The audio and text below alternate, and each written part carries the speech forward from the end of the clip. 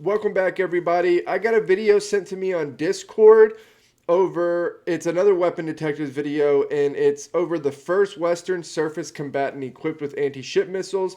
The issue is I have no idea how it's actually pronounced. Holland, no clue. Class. And it may be different than any of those three, actually. These vowels continue to trip me up. I apologize. I'm working on it. I just looked earlier today, and something like 88, 90% of all views are from people who are unsubscribed. So if you like the channel, want to support what we're doing over here, help us continue to grow, you can subscribe, like, comment. I love the comments. I love the back and forth and context. And you could join the Discord. I'll put the link in the description box down below. But with all that being said, let's jump into it. The cool class of ships. The Halland Class Destroyers have a special place in the naval history, even though they are little-known warships. Okay, it is Holland. That's how my first instinct was. That's how it was pronounced. But my first instinct is always wrong on these. So surface combatants were the largest and most heavily armed destroyers ever in the Swedish Navy. Also, they served in the Colombian National Navy. Today, we are investigating the Halland Class Destroyer, the Swedish naval response to the First Cold War.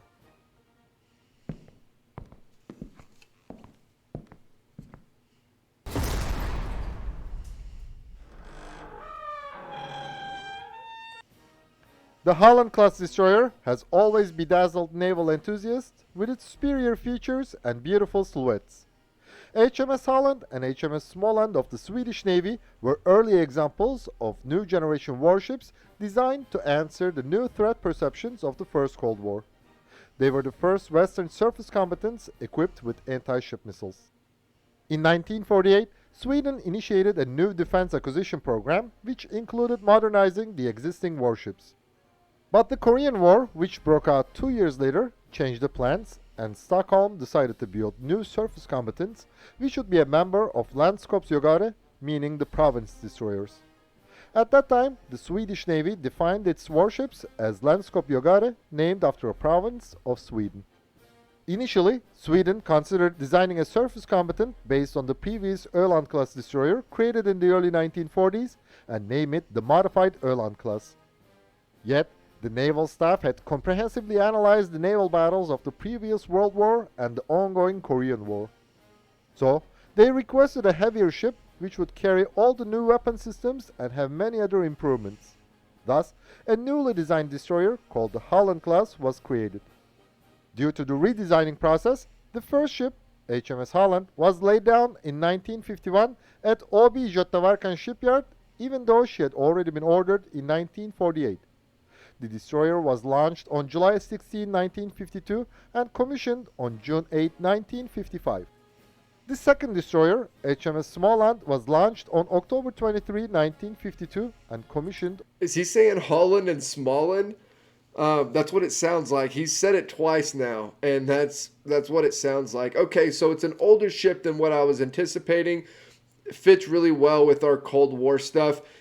He distinguishes First Cold War, but I'm a little bit confused on what the reference is for past the first. Because like if you're saying that now we're in like another Cold War, yeah, but it hasn't really been going on for very long. So it's I don't know, when somebody says Cold War, my first thought isn't today in the modern era. It's, during the what we all think of as the Cold War. So he distinguishes that, and I wonder what the second one is in his head. Also, the reason that these are incredibly interesting to me, specifically the naval vessels, is because the Baltic is where, like, it's the center hotspot of anything that would happen in the region that would be like outward moving. So, okay, it's no secret that obviously the Soviets are the main threat of this time, not just for, you know, countries in the region, but for basically the entire Western world, at least the entire Western world. Well, if there's any sort of movement outward, the Baltic is going to be involved. It's going to be kind of like a central area.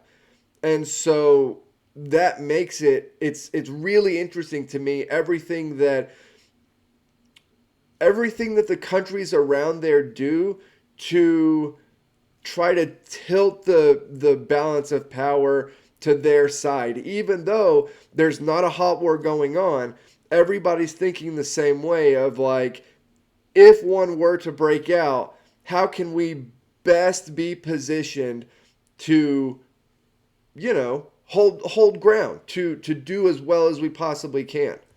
Commissioned on January 12, 1956. She was built at Eirik Baris Mekaniska Verkstad OB shipyard. Toward the mid-1950s, the cruiser HMS Gotland was nearing time for scrapping. Also, since the cruisers were too large and expensive, the Swedish Navy intended to replace HMS Tre Kronor and HMS Göta Leon with destroyers. Therefore, in 1955, Sweden ordered two additional Halland-class vessels, HMS Lapland and HMS Vermland. Yet, they were also too large and expensive. So, in 1958, the Swedish Navy cancelled the order in favor of the smaller Östergötland-class destroyers. It is unclear whether Sweden originally conceived the Halland class as a missile destroyer. But it is known that the Swedish anti-ship missile program, based on the German V-1 and V-2 rockets that crashed on the Swedish coast during the Second World War, goes back as early as 1944. The design works on one of these projects, the Robot 315, started in 1949, 2 years before HMS Halland was laid down. The first trial of the missile was conducted in 1953. HMS Halland launched the Robot 315 as a test in 1955, the year she was commissioned. Until 1959, 86 missile-fired trials were performed, 8 of which were from the Halland-class destroyers. But the result was unsatisfactory. So, Sweden designed the Robot 8 based on the French No Aviation CT-20 target missile manufactured under license by Saab. After the trials were completed successfully, HMS Småland was fitted with this anti-ship missile in 1966. 1 year later, HMS Halland gained the Robot 8 firing capability. So, they became the first Western surface combatant fitted with anti-ship missiles. Although the Robot 315 program was unsuccessful, HMS Halland became the first warship equipped with anti-ship missiles, even for trial purposes. In 1958, the Soviet project. The missile looks freaking awesome. They look really cool. 56 EM class, aka Kilden class destroyer Bidovi, was fitted with the P-1, whose NATO reporting name was SSN-1 Scrabber, and she became the first major surface combatant equipped with anti-ship missiles operationally. In addition to Sweden, Colombia ordered two modified Halland class destroyers in 1954. They were laid down in 1955. The first ship, ARC Siete de Agosto, was. I wonder what was going on that they wanted them. I don't know. I'm going to have to dig into that. Launched on June 19, 1956 and commissioned on October 31, 1958. The second destroyer, ARC Veinte de Julio, was launched on June 26, 1956 and commissioned on June 15, 1958. The hull was made of steel. The Swedish naval engineers preferred corrugated galvanized iron for the superstructure, since experiences showed that aluminum could melt in the event of a fire. The design of the superstructure allowed the crew to reach the entire ship without having to go outside, thus minimizing the risk of exposure to radioactive fallout. Also, the Halland-class ships had no portholes and were fitted with internal air conditioning systems to increase NBC protection. The Swedish destroyers before the Halland class had both turbine rooms located aft of the boiler area, making the machinery more vulnerable to shelling. So, in the new ship, to increase survivability, one steam turbine was placed at the far front and the other behind the boiler area. These areas were also armored. Initially, the Halland-class destroyer had the LW-03 radar and M20 and M45 fire control systems. Later, The 9LV-200 Mark II radar replaced the LW-03 and M50. The whole thing about being able to get places on the ship without going outside, that is really interesting to me. And specifically to be able to keep like away from nuclear fallout, was that what he said? That's what an interesting like design of what how can I say this? What an interesting way to kind of show insight into what was going on at the time. What obviously the Swedes thought was a realistic possibility with the you know with the idea of nuclear fallout. The noise of the ship's own propellers did not affect the sonar in a dome under the bow. However, at speeds above 20 knots, the flow of water around the dome caused problems. According to Jane's Fighting Ships 1981-1982 edition, the complement of the Halland Class Destroyer was 290%. The ship had a length of 121 meters, a beam of 12.6 meters, and a draught of 4.5 meters. Its standard displacement was 2,800 tons, and its fully loaded displacement was about 3,400 tons. Two 29,000 horsepower Dom Laval double reaction geared steam turbines gave the destroyer a top speed of 35 knots. Its range was nearly 5,560 kilometers, in other words, 3,000 nautical miles. The Halland Class Destroyers of the Swedish Navy had two 120mm twin-barrel Bofors 12 cm automat cannon M50 naval guns with a rate of fire of 40 rounds per minute for each barrel.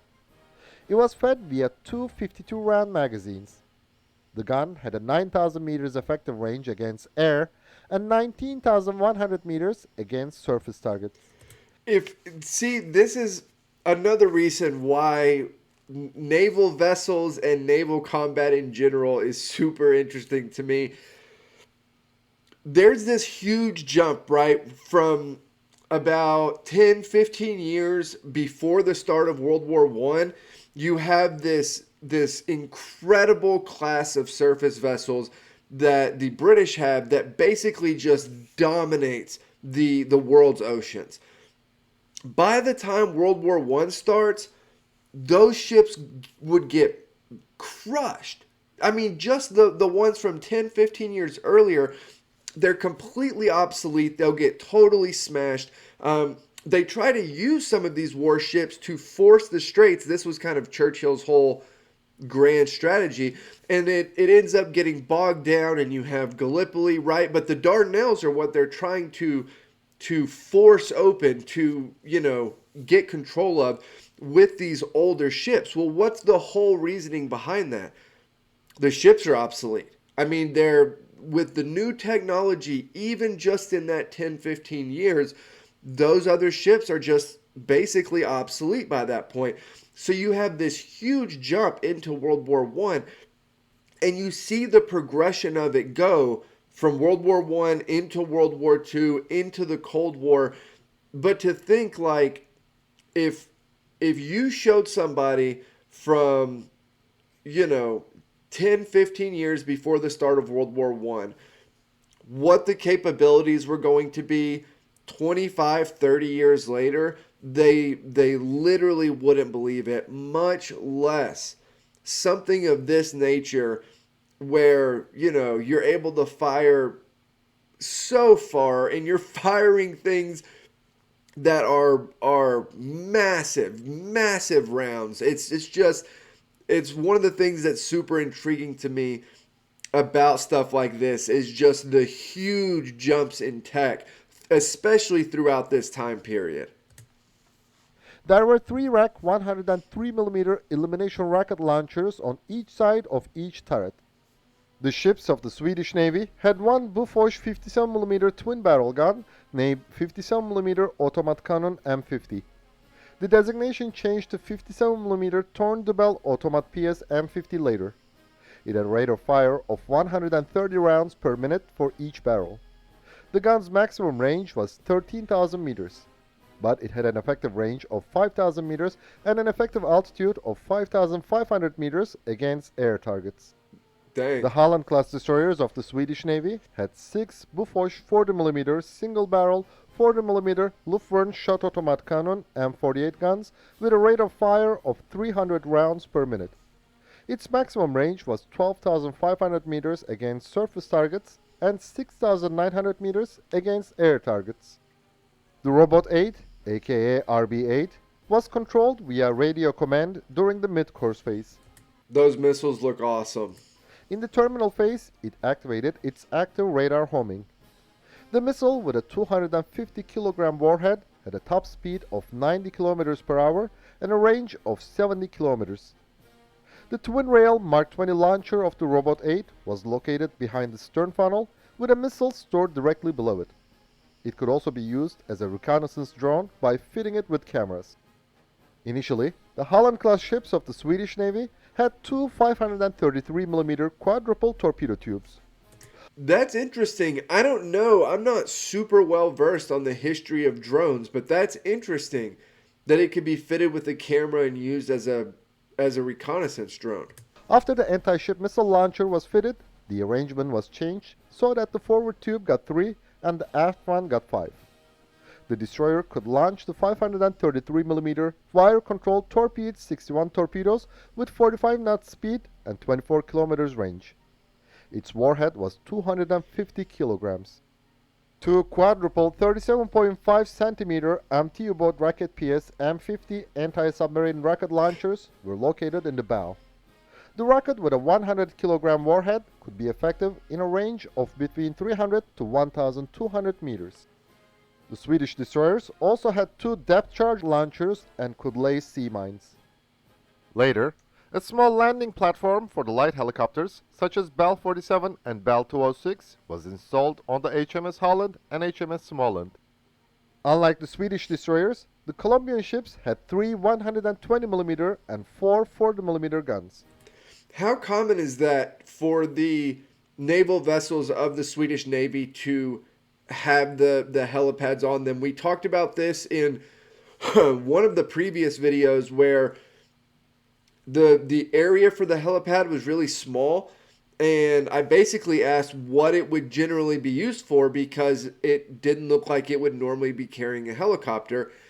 I got all sorts of answers of what it could be used for, from drones to refueling to literally all sorts of stuff, which is really interesting to me.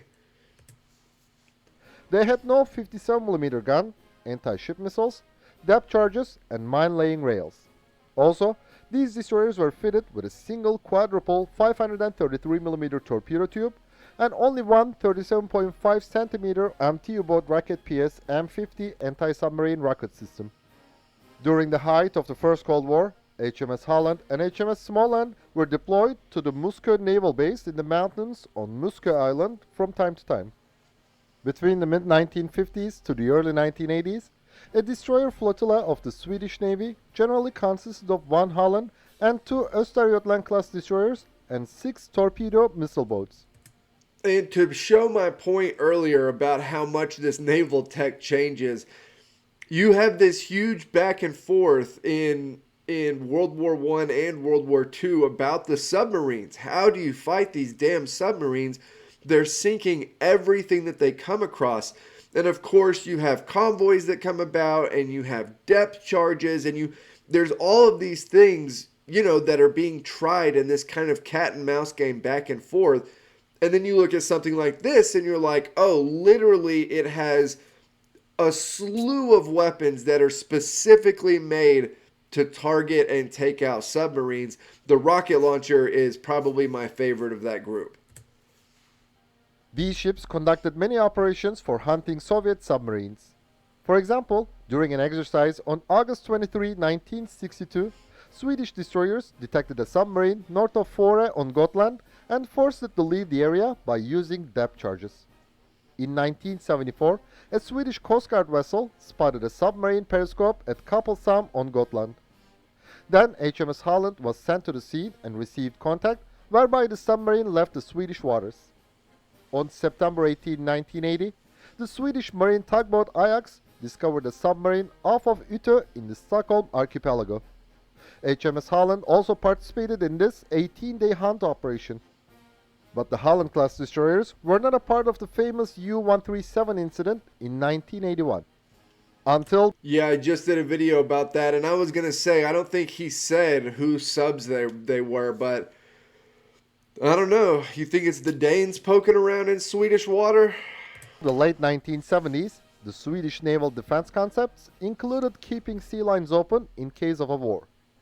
The destroyers were an essential part of this mission, but they were expensive to be operated and required a relatively large crew. It was an unbearable burden for small populated Sweden, which already had a sizable army and air force. So, Stockholm decided to reorganize the navy as a coastal defense force based on missile boats and boat-sized corvettes. I feel like it's probably a good call, especially with the Air Force being really, really ramped up through through a good chunk of the Cold War. First, HMS Småland was decommissioned in 1979. 3 years later, HMS Holland followed her sister. She was scrapped in 1985. But luckily, HMS Småland has survived as a museum ship. If you happen to be in the Moritumon Marine Museum in Göteborg, you can still see her. Also, in 2000, the Swedish heavy metal band Hardcore Superstar recorded a music video on the ship. If you would like, you can watch this Grammy-nominated video via the link above. The Colombian National Navy also decommissioned ARC Veinte de Julio and ARC Siete de Agosto in 1984 and 1986, respectively. Thanks to Sweden's policy of neutrality and the fact that the Third World War never broke out, the Halland Class Destroyers never saw combat. But they were pioneers in being equipped with anti-ship missiles. The leading Western navies would wait to replace the medium and large caliber guns with this weapon system until the 1970s. So, the Halland Class Destroyers have earned a special place as a legend in the naval history. Thanks for watching our video, and please don't forget to subscribe to our channel and click the bell button to Yeah, I love these weapon detective videos. They do a really good job. I would love to see that in person. I'm going down to Corpus Christi in a couple of months to see, the USS Lexington. It was, the initial Lexington was sunk, I believe, at Coral Sea. This one was made shortly after that, I believe towards the end of World War II. It's now docked, it's a museum off of the coast of Corpus Christi, so I'm going to go see it in a couple months. I just really like this stuff. It's interesting to me, especially some of the older vessels. They're kind of like a snapshot into the technology, but also sort of the geopolitical situation of the time. So really interesting to me. I'm also interested in why Colombia got them. Because you would think they're getting them to fill a very specific role. And I'm wondering what exactly that role was. So I'm going to do a little bit of digging into that. But yeah, all in all, great video, great ship. Why is that exactly that they had the anti-ship missiles on there first? Is it because they had the German ones that they had early, and so they basically just made their own and decided they were going to take this forward? What's the reasoning behind it? I'm curious. But as always, like, comment, subscribe. Help me keep building the channel over here. All of the comments and everything have been great. I really appreciate all of the support and feedback and everything. So, yeah, keep it up. All of the comments I see, I try to respond to with either a like or like a typed out response or something. But just know I go through and read all of them at one point or another. So if you put a comment out there, even if it's a few days later, I'm going to read it. So, yeah, I'll see you all next time.